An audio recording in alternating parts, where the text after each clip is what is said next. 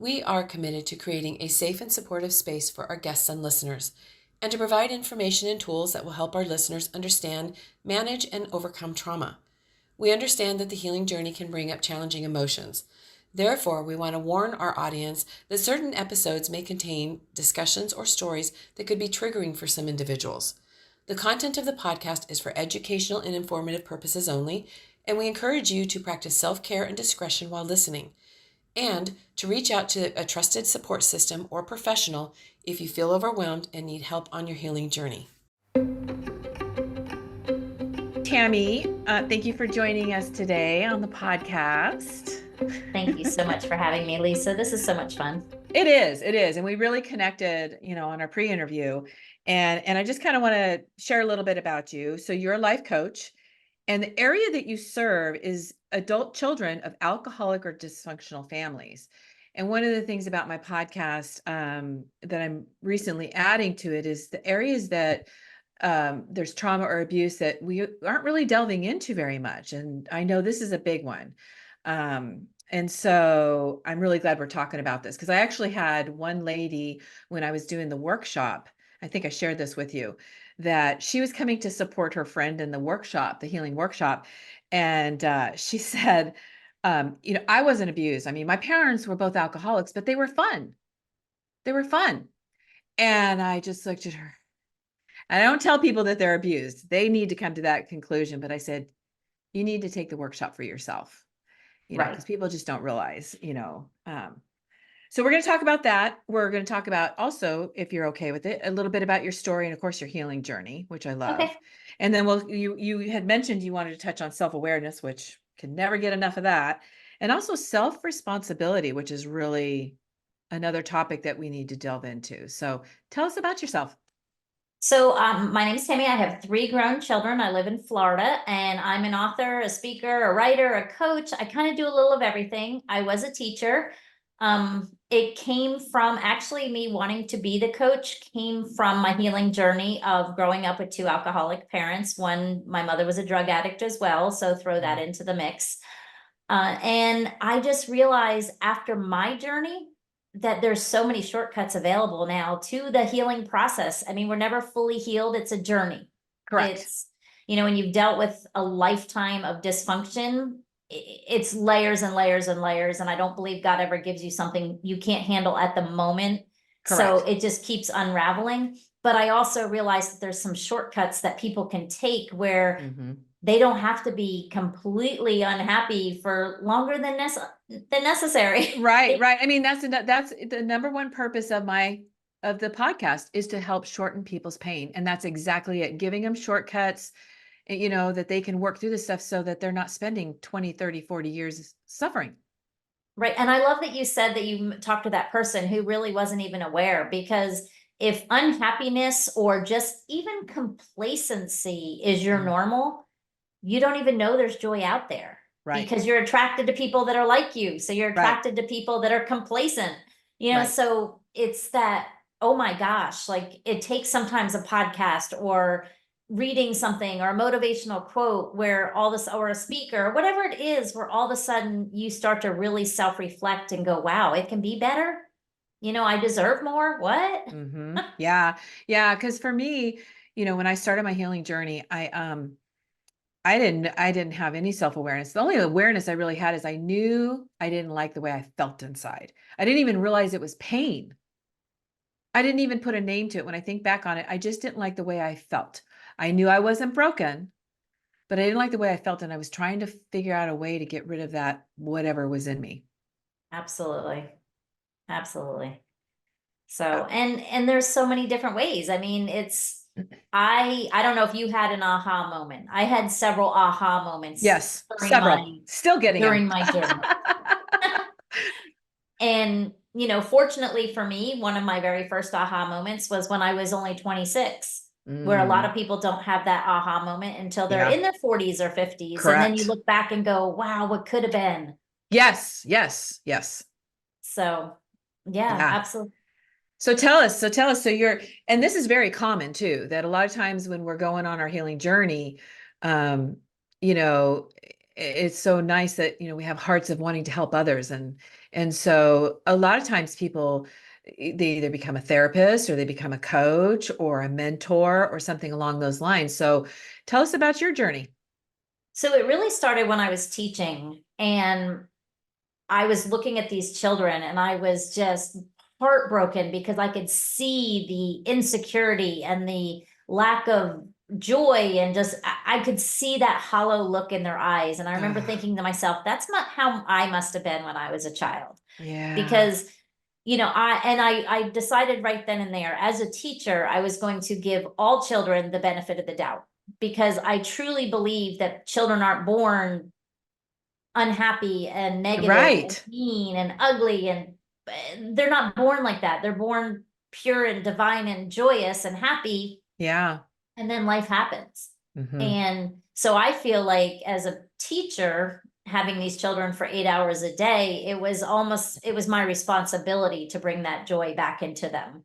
So Oh. my father used to always tell me, you should write a book, you should write a book. And when he was alive, I was like, I can't do that, it would be about you. So but teaching, and then so I started saying, okay, I'm going to help these kids. I'm going to develop programs in the classroom to really try to empower them, to let them know they're not alone, to give them the confidence to say something or to ask questions. And as I started doing that, I started talking to more and more adults. I Now, bet. during this time, I was also in Al-Anon, and then I went to, which, for people that are listening that don't know, that is a 12-step program for people that are living with an addicted person, or somebody, drinking or drugs or whatever it is. A lot of times it's spouses or family members, or spouses or children. Hmm. So I went, but where I really found really a lot of healing was in something called Adult Children of Alcoholics, ACOA meetings, where it was all of a sudden like, wow, we never realized the damaging effects, even when the drinker or the drug addict is out of the house, Yeah. how our entire psyche had changed, how Hmm. everything had changed. And it needed help. I needed help. So in that, I started realizing, wow, if they say now 1 in 5 children lives with an addicted parent, that's huge. And I went, is that current, like with the opiate Yeah, well, epidemic? yes, so it's some kind of addiction that's being affected somehow by Oh, addiction of some sort. So that's 20%. So even though it was nice to go in a classroom and know, okay, of a classroom of 25, 5 of these children are living just like I was. But then you couple that with the fact that if you go into a group of adults, 100 adults, it's probably way more, even hmm. because they've had longer time to, I mean, it's just Insidious. it is, and it's an epidemic. Hmm. And all you want for people is, I feel like God wanted us to be happy and joyous Yeah. and multiply and be fruitful and spread whatever, his word or Yeah. whatever it is. And we can't do that if we're coming from a place of shame and dysfunction and unhappiness. Well, and shame just shuts your voice down. It just shuts Mhm. you up real quick. It is. And, the things that I learned were such big concepts, like the fact that I didn't even know who I was. Yeah. Yeah. I didn't know what I believed in. I didn't know what my Yep. values were. I didn't know that emotions were okay. I mean, these are Hmm. major, major Hmm. concepts. And it's like, how do people function in the world that don't know how to say no? Yeah. I was right there with you. That was exactly me too. I didn't know who I Yeah, was. I didn't know what I liked. I didn't know I had an idea of the things I believed in, but there was nothing solid. right. And then when you try to get on that, you're on this healing journey and you're going to say, okay, I'm going to set a boundary. And you're like, yes, boundaries. I learned about them. They're good and they're healthy. But how do you set a boundary if you don't even know what your values are? Like, Right. I don't even know. I didn't even know what I wanted to protect. Oh, yeah. I didn't. So it's like, how, Wow. so anyway, the more I got into it, the more I realized there are so many people that, yeah, they're surviving. People always say to me, I'm surviving. Yeah, if you're standing here, you're a survivor. But do you Right. want to survive or do you want to thrive? And Thrive. huge difference, Hmm. huge. Yeah, and I was in, for so many years of my life, I lived in survival mode, and you probably can relate to that as well. And that is not a fun place. That is very Mhm. stressful, not just for you, for everybody around you, because I've said it before, when you're in survival mode, you'll do things that you wouldn't do outside of survival mode. You really get squeezed hard. Oh yeah, Hmm. absolutely. And that's part of the process. And unfortunately, that was one of the hardest parts of the process was what I did, my part in this whole thing and the healing and the people I had to apologize to.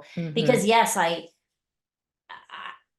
was in survival mode for years and years and Hmm. years, and you learn things. You unfortunately acquire some pretty different coping mechanisms, let's put it Yeah. that way. So, I And would those coping cry. mechanisms at the time when you got them helped you in that situation. Oh, absolutely. So that's where we get our coping mechanisms is when we're young and something happens and our little brain shows us a way to handle something and it works at the moment and we go, okay, and we hold that and we carry it into our adult life and it doesn't work.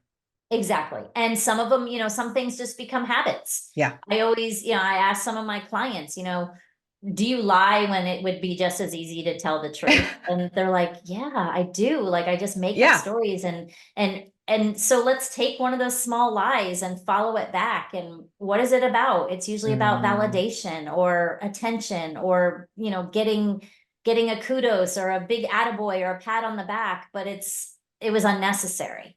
But right. I became a master manipulator because I had to survive. Right. Right. Oh So yeah. It's I'm easy to manipulate drunk parents. yes, yes. It's easy to manipulate, not control them, but manipulate Not them. control them, but yeah, and I mean my mother was a child psychiatrist, so I learned from the best. Wow. You She learned both sides. oh yeah, yes. Wow. And I Okay. honestly think that her being a child psychiatrist is what probably saved me because I had read she had an office at home and I had read so many of her books that Mm, it kind of always kept me thinking, this is not normal. This is not right. This is not, right. I didn't know what they called it. She was never, we never talked about what she was diagnosed with. She was just, she was the crazy drunk. Yeah. I mean, and then when it got farther down, she was a drug addict. I used to find her pills and she used to take me to her boyfriend's house who was a drug dealer. And, Oh my you know, goodness. and that was all, I didn't know any of that, but reading all those books about the human brain and it was interesting. Now, of course, the books I was reading 25, 30, 40 years ago were way different than the books that are out there now. Yeah. There They know is so so much, much more. oh, so much more science behind trauma Yes. and the fact that our brains don't stop learning. And that's why, Yes. that to me was very encouraging. They used to Hmm. think you stop learning at a certain age or your Yeah. They brain said stops. yeah, it stops kind of growing. And no, it doesn't. It Right. heals and So and you can grow. right. So anything that happened can be rewired. It Hmm. just takes knowledge. And I thought, okay, I've got my coaching. I've been through every single modality of healing you could possibly go through. They've tried everything on me. I know what works for me and I know what doesn't work for me personally, but I have enough tools that I can take my clients and say, let's throw it all at the wall and see what sticks. Hmm. Hmm. So I love it. I love what I do. I just, it's people shouldn't have to be in pain. They shouldn't. No, they shouldn't. And that's not how it was, you know, meant to be when they were created as well. Exactly. So, oh, I just lost my question. I got to thinking about something else. Um, so I guess you said you did a lot of modalities. Was there any one in particular that worked better than others that helped you more? I started with the talk therapy. I really think it was more of the self-awareness modalities as Yes. far as the visualization, like NLP practices where Yes. you could visualize things, you could reframe things, you could go back. I loved inner child work. Yeah. I believe I don't believe there's a person on this planet that couldn't benefit from getting an inner child workbook and just going through it just to see if there's some things to be curious about, if nothing else. I But agree. I love that because I clearly where all the damage started was when I was a child. I had no self-esteem. I didn't look people in the eyes. I was told every single day of my life, probably from age 2 to 12, that I was a waste or useless or hated or should have been aborted, whatever it was. Yeah. All those messages, they stick. Oh yeah. So it took a lot of rewiring, a lot of Yeah. loving, reparenting myself. Yeah. Reparenting. Now, I was sitting here thinking when you were talking about your mom, not only was she an alcoholic, but she also struggled with substance abuse. And I lived in a house where my brother is the one that had the substance abuse. He actually started doing the heavy duty drugs at 13. 13. 13. And he didn't Wow. start with pot, you know. And I just remember, because a lot of people ask me, how come, you didn't end up an alcoholic or in drugs? I very easily could have and really probably should have, considering my background. But for me, watching my brother scared me. He was already, the thing is, without the drugs, he was unpredictable. So that was scary, right? So I never knew what I was walking into. But then you add on top of that drugs, and he was taking, I remember him said he took reds, barbiturates, like he was doing heavy duty stuff. Right. So imagine somebody who's already unpredictable and then they're intoxicated with it, whether it be drugs or alcohol. He was even more unpredictable. And he acted kind of crazy, and that scared me.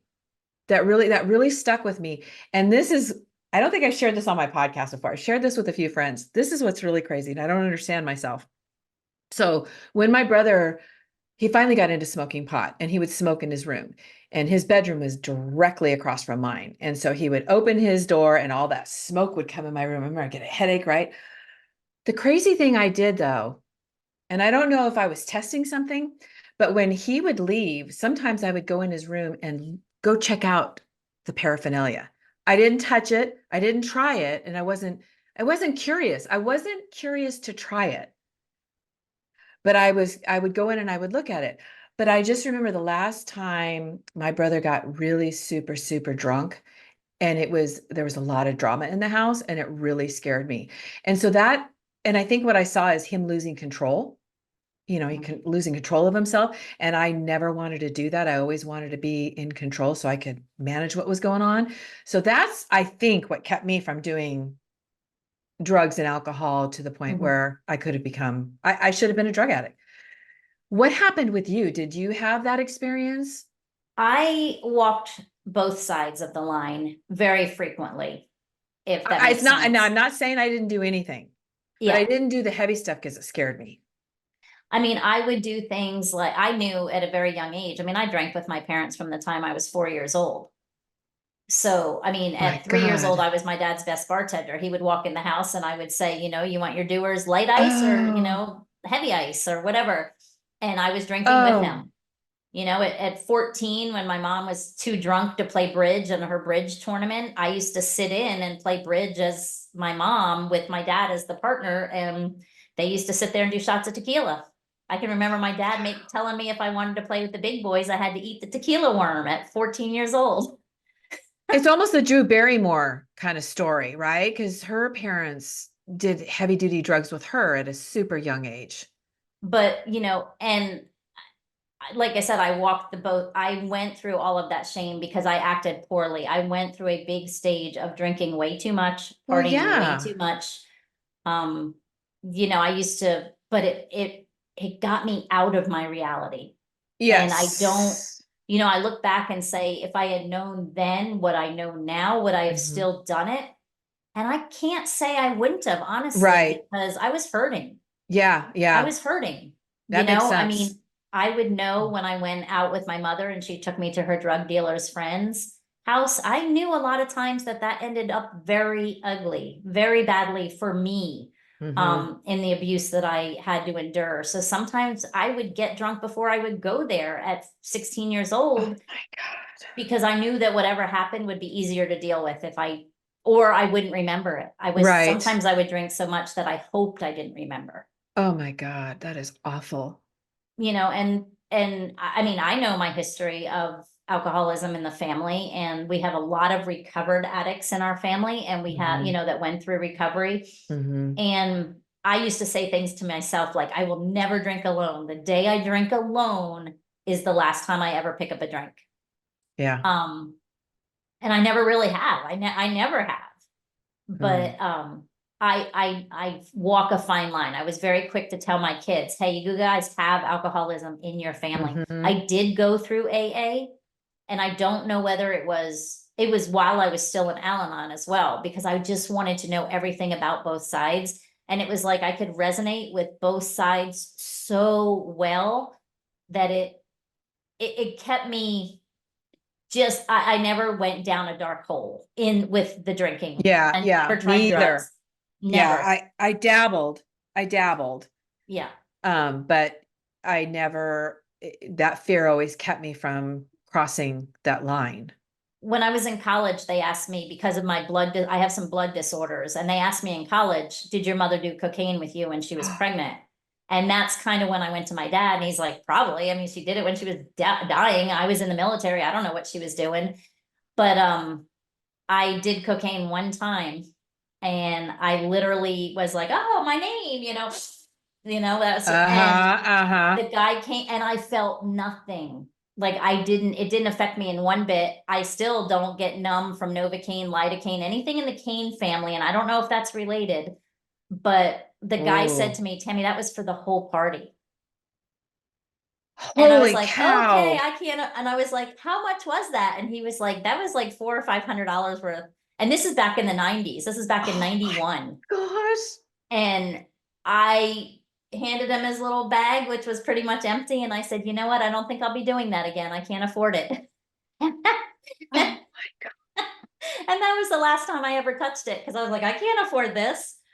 But Oh my I gosh. got honestly, I got a bigger buzz off of taking a hit of a cigarette. Oh yeah, there's got to be something to that for sure. So, so I just thought, and I'm not going, so I never went down that rabbit hole. I don't think I ever would have. I don't know why I even did it that night. I have no idea, because I Yeah. offered it many, many times. Maybe I just wanted to see. I don't know. I don't know what possessed me that night, but I mean, it literally did not. I mean, I'm glad, but I have a Yeah. lot of dear friends and who grew up and that they didn't choose that. You know what I mean? It can go either way. It And I, can. And it can be any kind of addiction too, right? It doesn't have to be drugs, alcohol. It can be sex. It can be shopping. It can be any kind of addiction. well, I do know, like, I'm probably still to this day a workaholic, because I mean, I'm Yeah. holding 3 jobs down right now because it's fun and I like to stay busy. I used to do it to avoid, I mean, when I was in Correct. college, I worked 3 jobs, Yeah. and it was to survive, and also because it kept me busy. I Yeah. just like to Yeah. be busy. But yeah, And I that's know, really common. That's really common too. We should probably kind of touch on that. You'll oftentimes I used to say, "Oh, I'm just so busy. I'm just so busy. I'm just so busy." And it was that very thing. I had 2 jobs or I had something going on all the time because I wasn't dealing with me. yeah. And now I feel like I think now I just do it because I truly, I think I just do it because I like to be around people, and I need to work to be around people. I'm not a Right, go sit at right. the bar by myself kind of person. I'm a empty nester, basically. My kids are grown. So yeah, but I do know that when I stopped drinking or said, I'm not drinking anymore, I'm not going to drink a lot, then I was throwing myself into work so much. And then it was, oh, we live near a casino. Let me spend $40,000 this year in the casino. Hmm. So everything I've ever done, I do it to the max. I Yeah, always say go yeah. big or go home, but Right. I know in my heart, it's just an addictive tendency. It is addictive. Yeah, yeah. And it is an escape, right? And the problem with people in our situation where our foundation, our very foundation of us was in childhood abuse. We didn't even get a good start. It was already, because I have a picture that I put on my first podcast when I was sharing my story, and I'm probably maybe 4. I don't remember any part of my life not having it. Like it's been around. It was the foundation. The abuse was my foundation. And so, you never end up being really the person that you should be. But I really believe that going through what we went through and coming out of it, and yes, we're on our healing journey. We're never healed until we take our last breath. But we certainly are healing that, we can overcome this. We can overcome. The life I have now, and I am not bragging, I am not bragging, is one that is better than I ever imagined. And I used to imagine, oh, I'd like to have, I used to say, oh, I just want to have a normal marriage. I just want to have a normal life. I didn't have a normal life. Um, and my life still isn't normal. That's okay. I accept it. But it's so much better than I Right. imagined. And that healing journey is tough. Yeah. It's not easy.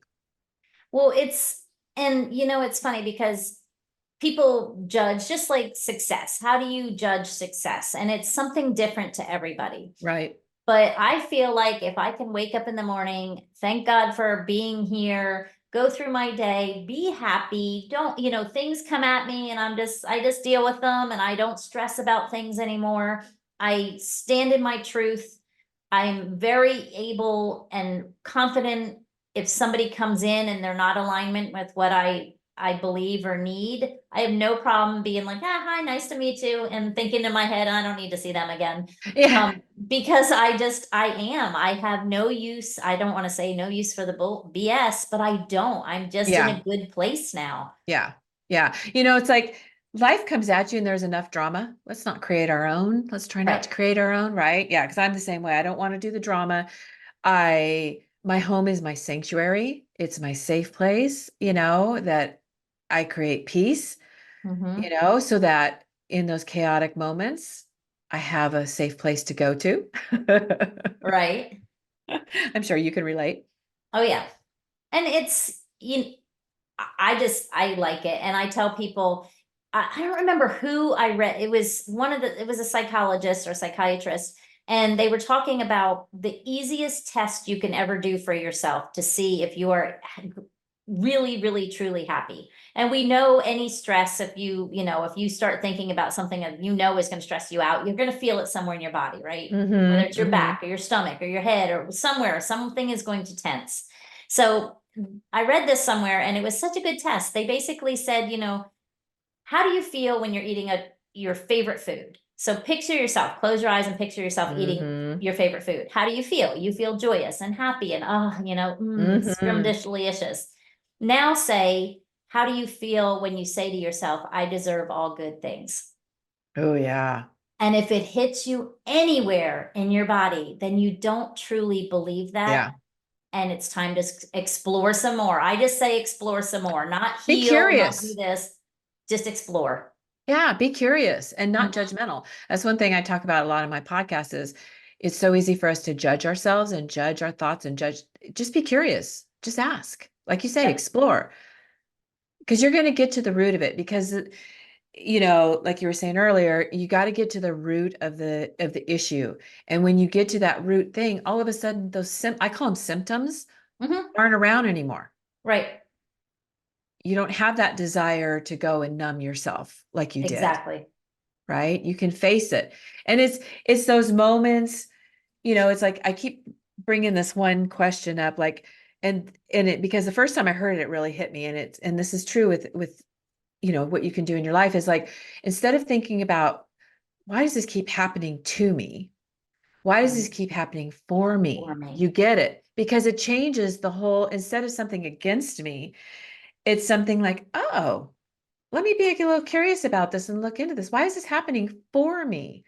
And Right. look, because it's so easy for us, when I used to have a really negative mindset and of course looked at everything negative, and it's really easy to see all the negative when you have that mindset.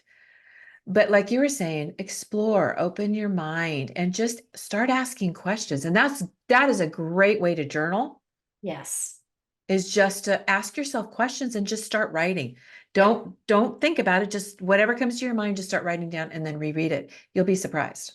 Yep. Well, brain dumping is absolutely amazing. And some people are like, I don't know how to get started. Then just go and Google what are 10 journal prompts Yeah. to make me feel better and just start writing because Yeah. it'll go, you You'd be know, surprised. you'll never run out of ideas. And you're right, when you go back and read it, Yeah. it's just free flowing. Don't worry about grammar, don't worry about spelling, just write. And it's so amazing because I did this one time when I was doing my I used to co-facilitate a childhood abuse healing workshop for women. but I went through it before I actually co-facilitated it. And one of the exercises, they had really great exercises. One of them though was all of us found a real comfortable corner with pillows, made ourselves nice and comfortable, got our pad of paper. And in this situation, we wrote a letter to God, and we wrote whatever questions we had for him. And then you were to pause for a minute, and then you're to sit and just write what comes to your mind, and don't judge it, just write it down, right? And then read it after. And when I did mine, what was crazy is as I was writing my letter to God and I was asking him questions, he was already answering me when I was writing. And one of the leaders came by and she said, "Oh, you're already getting answers, aren't you?" And I said, "Yeah, and I was just trying to frantically write." What's interesting is it didn't really go through my brain. That's what's interesting. Like I didn't think it through. And then after I read the letter, and it was powerful. It Yeah. completely surprised me. And it can be a letter to God, it can be a letter to your little girl. I've done that. I'm in the middle of writing letter to my teenage Lisa, because she's the one that really got hit with a whole bunch of different stuff. And so it's just really, for me, it's very cathartic. It really helps me put things into perspective. Oh yeah. During my first year of when I started the inner child work, I literally, that was one of the exercises, was to write a letter to your younger self every single day, and then Ooh, write back, and then write back the response. ooh, yeah. And that's where it really drew up all the feelings that as an adult, as a 25-year-old, I didn't think about those little things and how detrimental those little things are. And I say I use those letters, remembering writing those letters and then having that little girl write back, Mm. because it really made me realize a couple big concepts, like the fact that it doesn't have to be a big T trauma to do the same amount of damage as a little T trauma. As I was writing, letters back to myself, and I was like, Hmm. remember on Saturday when you did this? And I was like, oh, wow. So as an adult, I'm looking at this going, wow, that really did that kind of, like, that bothered a little child that much. And it Yeah. made me grasp the delicacy of a child, really. It's true. Yeah, because for them, they don't have all the knowledge and experience that we have as adults. So they're going to see this stuff very different, and they're going to see it very literal in their Right, eyes. Very literal. And then their little brains are trying to figure out a way for them to cope with this. right. And like I said earlier, they come up with some kind of coping mechanism that works in the moment and helps them get through at that moment. And so for them, they're thinking, okay, that worked. I'm gonna save that one. And when I need it again, I'm gonna pull it up. And when you're an adult and you pull it up and it doesn't work. Exactly. It doesn't Exactly. work. And So, oh, go ahead. oh, go ahead. No, go No, no, ahead. I was gonna change, but I was gonna change gears because I asked you something else, but you had something else to say. So go for it. No, I was just gonna say the brain is so miraculous, and it is there to protect you, It and really it does a is. great job, but it also needs to Be filter. It managed. needs to compartmentalize a little bit. Yeah, you gotta kind I of find manage it it, because it can kind of but go go wily ahead. on you. Oh gosh, that's so true. So one of the things we were talking about self-awareness, and we've kind of touched on that already, but talk to us about self-responsibility. I like that. So I think it kind of goes back to what we were talking about with I don't remember who said this phrase or the saying, with awareness comes great responsibility. But whoever coined that phrase, they are my favorite person in the world. It's so true. Because it makes sense. Because once you are aware, when you go through life and you're so beat down and everything becomes your normal, whatever is around you is your normal, and you Mhm. don't think to get outside of the box and look at something different. But once you have that awareness, you have to start then making better choices, Correct. and everything, and taking responsibility for the things you did. If I'm snarky, I say that because I like that word. If I come up Me with some too. like quick-witted, instead of being like, oh, well, I did that. I guess I'm basically, what I'm saying is, don't use your past as an excuse to Correct. let your bad habits carry through. Right. Once you know, okay, those things trigger me, well, now you know when something comes up that you can't make that triggering gut instinct blah response, because that doesn't make you a better person, doesn't A- make you doing the right thing. Right. And the self-awareness in a triggering situation to me was actually empowering. Because for me, what I realize is when I get triggered, I have the self-awareness to go, okay, I'm being triggered because what's going on in my head makes no sense. Is the way I want to respond is not equal to what happened. It's not a good response. And Right. what the self-responsibility does is makes me aware of it. Okay, I am now triggered and I want to say this, but I know if I say this, I'm going to have to do a lot of cleanup. And so what it does is the self-awareness gives you the pause to have the self responsibility to realize you're being triggered. I cannot respond this way. I have to respond that way. Right. And it's empowering. It is. It is. And the self and the responsibility too is with everything, even, not just triggers, but the relationships you pick. Yeah, I know I'm going to naturally be drawn to things that are comfortable. correct. Comfortable meaning normal to me.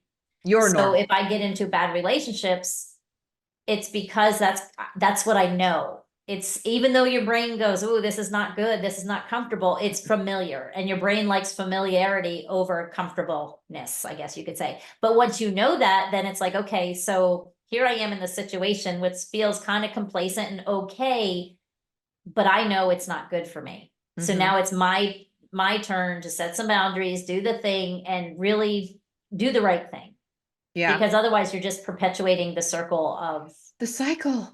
the cycle over and over again. And that's what and I recognize that. And I would even see the cycle and I wouldn't know how to stop it. It was finally me slowing down and going, okay, I want to make that decision in this moment. And it's a wrong decision. I know it is. I know it is. So now I'm going to make a different, better decision. So that was a switch for me. But what I did for many years is that where I couldn't see the other answer. I knew that the answer that I was coming up with was wrong. Ah, forget it. I'm just going to do it anyway.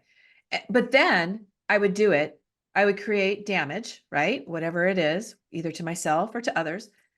And then I get to spend the next 3 weeks beating myself up over it. Yep. And doing damage control and having to Oh, apologize. And then you're just getting yourself into a cycle of guilt and shame. oh, it is an And awful vicious cycle. it's funny because I always talk about the difference between guilt and shame. And guilt Yeah. is, you feel guilty that you knocked someone's something over on the floor and you didn't mean to do it. Shame is you feel that inside of you that you are a bad person or And that it's your fault no matter it's what. your fault. So again, that goes back to the responsibility because and where the shame comes in, because if you know that you could have made a better decision, then you should feel shameful about doing it Right, in right, in right. some It way. should and that shame or guilt should motivate you to look for the right way to handle the situation in the Right. future. Now, don't get me, for the people out there listening, don't think I'm this, oh, you got to be perfect. No, we all No. make mistakes and we all do that. But the less opportunities or the more opportunities we have to make the right decisions, the more confident we're going to be, the more empowered we're Empowered. going to Yeah. feel. Yeah. Because, you know, and I say it a lot in and I'm glad you're bringing it up about self-awareness because I bring it up a lot in my podcast because I really believe that that is the number one key for you to really be able to go into on your healing journey.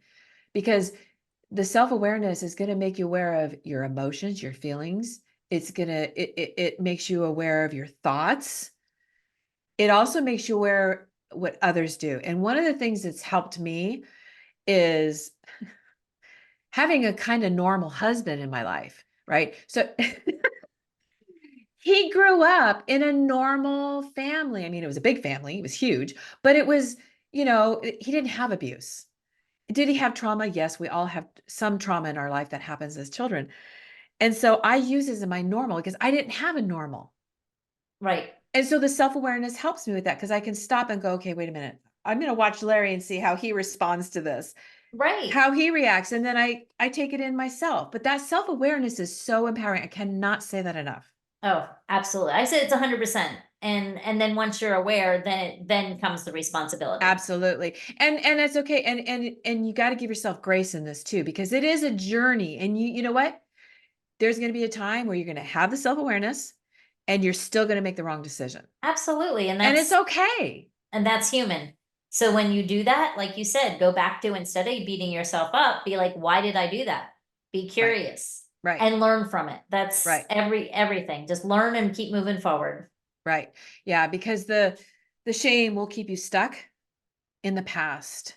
Because I mean, the shame really, it literally shut my voice down. Yep. Literally. And we don't want that. No. Nope. This has been great. So tell our listeners, well, let me ask you this one question first. Oh, that's right. I had on here too. You have some offers. Should I share what Yeah, your go ahead. offers are? Because they're really cool. So you have two free weeks of coaching that you're offering the listeners. Exciting. Then you also have a free mini course. Yes. What's your mini course? The mini course is called Awakening Your Authentic Self. Ooh. And it's basically, a couple myths and about, it's boundaries and myths about why you don't heal and just different things. A lot of my listeners and a lot of my people that I deal with are in this beginning phase. Yeah. So they're really just now becoming aware. So it's like an intro to your healing journey. Ooh, I love that. And so you're going to give me all the links for this. Yes, absolutely. Right? And so share with us too how our listeners could reach out to you. Again, we'll have all the links and everything, but it's always good for the people listening to. Probably the best thing is just to go to my website, which is just my name, tammyvincent.com. Okay. And you can reach out to me there or Facebook Messenger. I have my phone number listed, anything. I'm more than happy to do coffee chats, but if you go to my website, you can book a chat just to talk. Excellent. Doesn't cost anything to chat. Oh, you guys take the mini course, because that's going to be the catalyst that's going to get you on your healing journey. I love that. That's awesome. So what would you like to leave our listeners with? Is there some wisdom you have or thoughts? If I had to say anything, I would say that no matter what happened in your past, it does not determine your future unless you let it. You have every single choice and you have absolutely everything that you need inside of you to be your most joyous, authentic self. Just have to open it up and bring it out. Tap into it and find the tools. And we're a plethora of tools out there now. And yeah. And you and I are the coach you talk to, myself, you, Lisa, I'm sure we can all guide you in the way of tools. Oh, absolutely. But you're so worth it. And you have to know you're worth it. You have to know you're worth investing the time and energy to getting better, to feeling better. Yeah, invest in yourself. And you and I are walking examples of that. And we're nobody more special than anybody else. So exactly, if we can do it, anybody can do it. And we definitely have so much more information, tools, tips for people. So yeah. So thank you so much for coming on and sharing. I really appreciate when someone shares their story and they're vulnerable, because that's not always easy to do. Well, thank you, Lisa. And thanks for the listeners for listening. Yes. Awesome. Appreciate it.